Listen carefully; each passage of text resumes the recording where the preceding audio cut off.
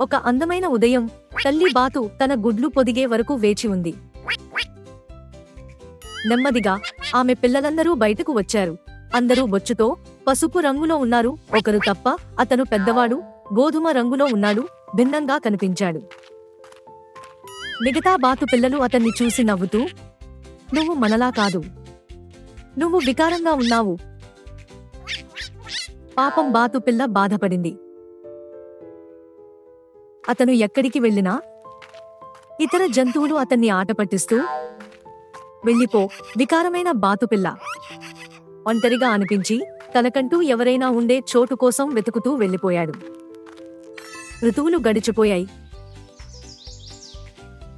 మరియు ఒకరోజు అతను సరస్సుపై సరదాగా గడుపుతున్న అందమైన తెల్ల పక్షులను చూశాడు. వాటి పొడవాటి మెడలు మరియు అందమైన మృదువైన ఈకలు ఉన్నాయి. అతను నీటిలో తన ప్రతిబింబాన్ని చూసి ఆశ్చర్యపోయాడు. అతను అస్సలు వికారమైన బాతుపిల్ల కాదు. కాలక్రమేణా అతను కూడా వారిలాగే అద్భుతమైన హంసగా మారాడు. ఇతర హంసలు అతన్ని స్వాగతించాయి మరియు చివరికి అతను తన సహచరులు ఉన్న ప్రదేశాన్ని కనుగొన్నాడు. ఒకరి రూపాన్ని చూసి అంచనా వేయడం సరికాదని అతనికి అర్థమైంది.